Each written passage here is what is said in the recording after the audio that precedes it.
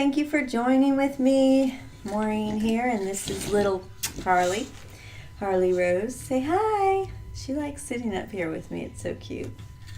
She kind of follows me in here and plops up here. So, we're going to start with a prayer, right, Harley? You want to start with a prayer?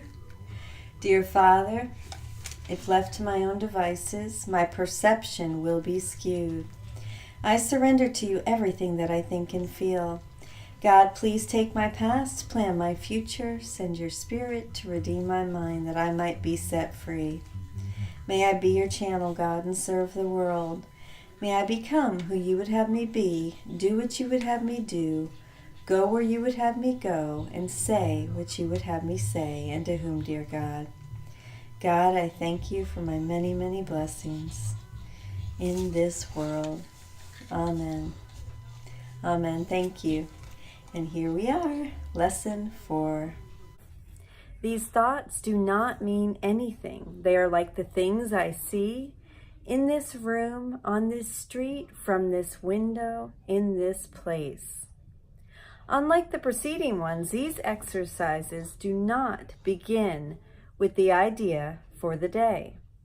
In these practice periods, begin with noting the thoughts that are crossing your mind for about a minute. Then apply the idea to them. If you are already aware of unhappy thoughts, use them as subjects for the idea. Do not, however, select only the thoughts that you think are bad, and that's in quotes. You will find if you train yourself to look at your thoughts that they represent such a mixture that in a sense none of them can be called good, and that's in quotes, or bad, and that is why they do not mean anything. So all the good and bads are in quotes, okay?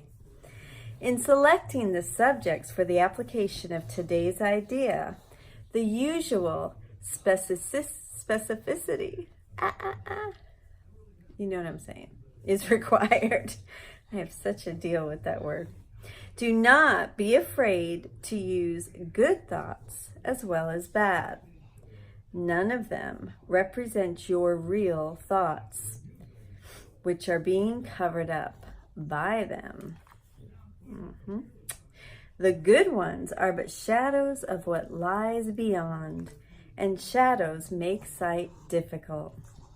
The bad ones are blocks to light and make seeing impossible. You do not want either.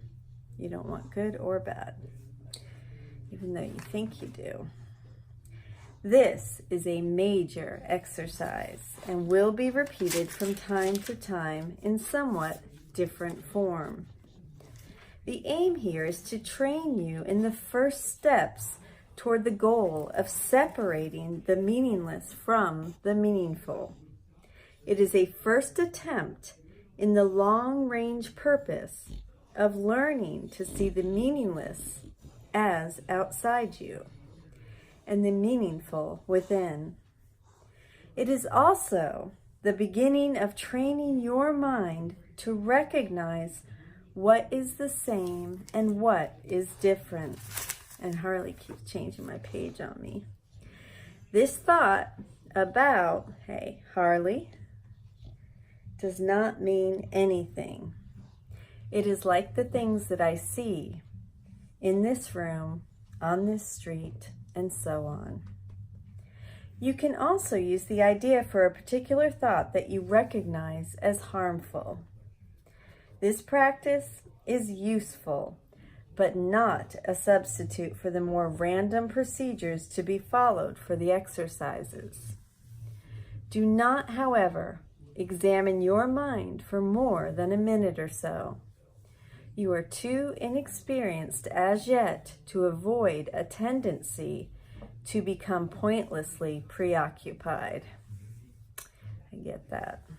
Further, since these exercises are the first of their kind, you may find the suspension of judgment in connection with thoughts particularly difficult.